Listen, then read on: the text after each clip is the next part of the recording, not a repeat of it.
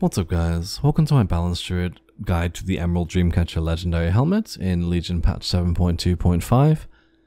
Now in this guide, I'm going to be going over what the Legendary does, what it is, some haste breakpoints and stat discussions about it, and how to use it, as well as a demonstration of it in action so you can kind of see and get a feel for how it works. I do want to note this is an addition, an addendum to my general Boomkin guide, so if you haven't seen that yet, or if you have questions about the spec in general, I do recommend watching that first, and then coming back here to put everything into context. Now, I want to start by talking about the Legendary. What is it? How does it work? This is our Legendary helmet as a Balance Druids, and it gives Star Surge a buff aspect, so every time you cast Star Surge, you get a buff, and this buff reduces the astral power cost of your Star Surge by 5 per stack. So at 1 stack, it now costs 35 astral power to cast Star Surge, and at 2 stacks, it costs 30 astral power to cast Star Surge. Now it does last for 5 seconds now, so it's a bit longer than it used to be. Now because of the extra duration on it, the haste breakpoints are a bit different now, so I will go over them briefly, what they are and how many spells you can fit in at maximum at those haste breakpoints, and then I'll get into how to apply those a little bit later. So the new haste breakpoints, the first one is 24%, and at 24% the most spells you can get in are Solar Wrath, Empowered, and Empowered Lunar Strike. So that's empowerments from using Star Surge. So Solar Wrath, Lunar Strike, both empowered, and 1 global, so 1 instant spell like Moonfire or Sunfire, or even like a free Starfall from Onus Intuition, so one of those, just an instant spell. And then at 34%, you can use, at most, Solar Wrath, that is empowered, and 2 empowered Lunar Strikes. Now, a couple of notes about those spells that you can use, like the longest casts you can use and so on. Anytime I say Empowered Lunar Strike, you can also use a Half Moon, because Half Moon and Empowered Lunar Strike with Star-Lord, the talent, have the same cast time. So you can use either of them, they're interchangeable.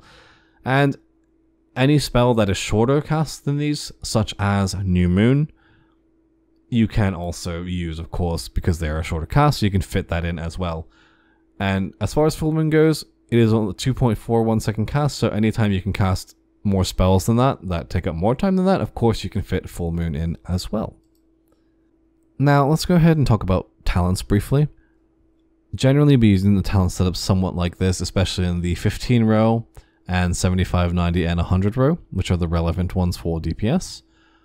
And Emerald Dreamcatcher is a mostly single target legendary, so you will be using a setup pretty similar to this most of the time.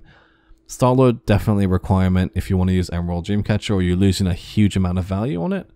Incarnation, really good as well. Blessing of the Ancients, just kind of the generic single target, and it gives you more control rather than random RNG procs.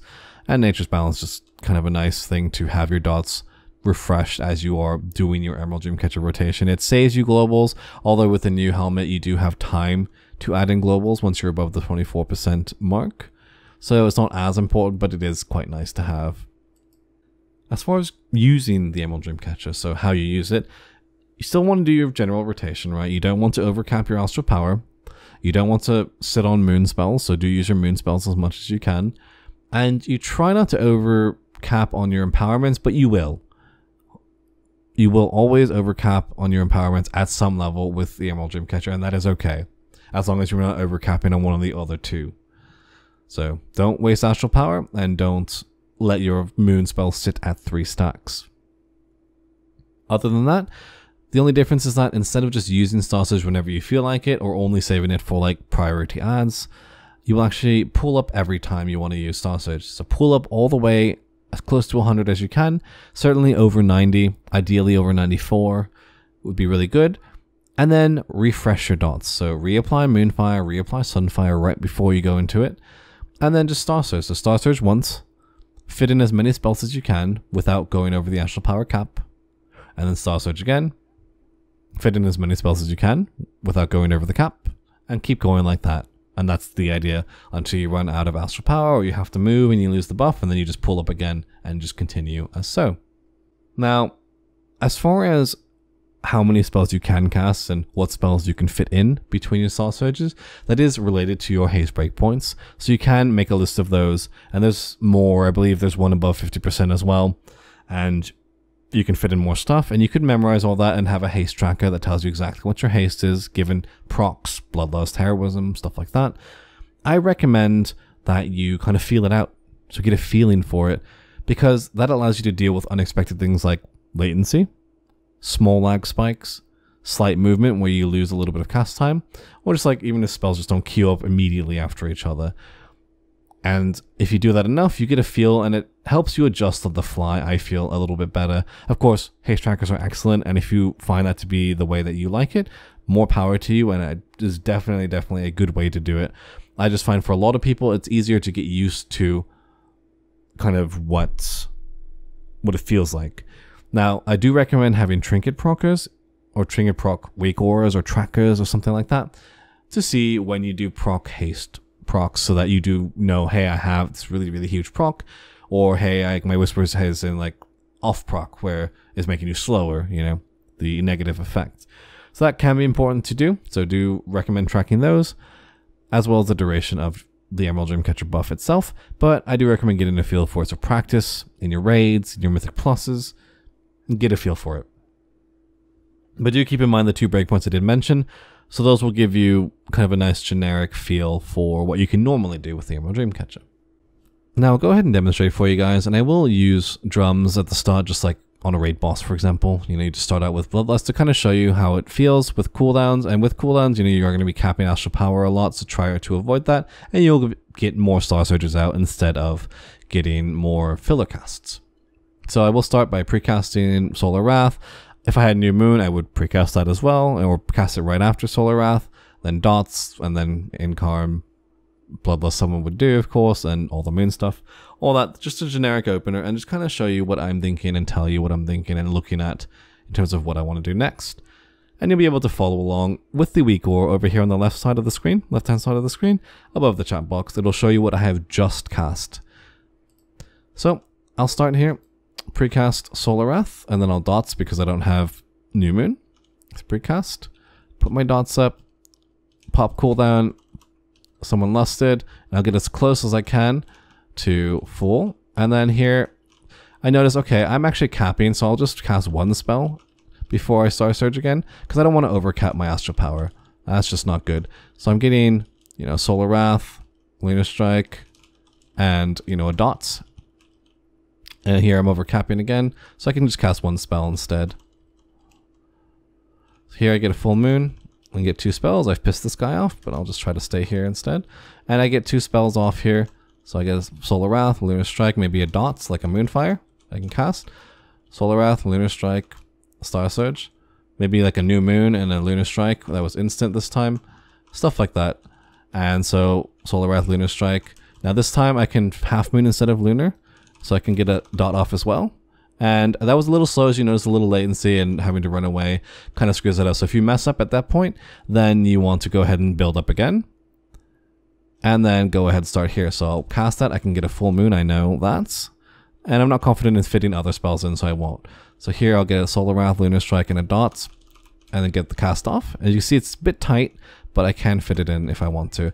So Solar Wrath, Lunar Strike, maybe I want to refresh my Moonfire this time. So I use that as well, because I do have that available.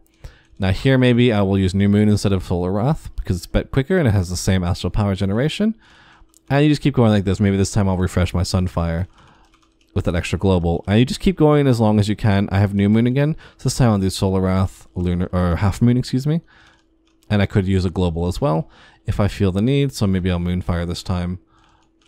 And so on and so forth. And if I ever feel like I don't have enough time to use that extra global, then I won't, just to be safe, especially if I don't need to.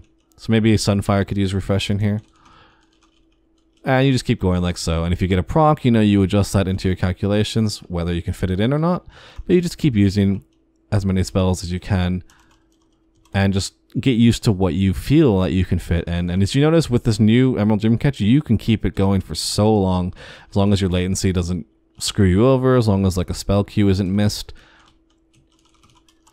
You can see even without cooldown, And even without like haste procs, you can keep it for so long. And that's just the idea behind using it. So you just kind of get used to it, fit in as many spells as you can, and just go from there. So that's pretty much the idea behind it. A couple notes on the demonstration. I did waste some astral power, as you guys saw, when I was in Incarnation, and this will happen. You will have so much astral power just because it generates a lot more when you cast Solar Wrath and Lunar Strike.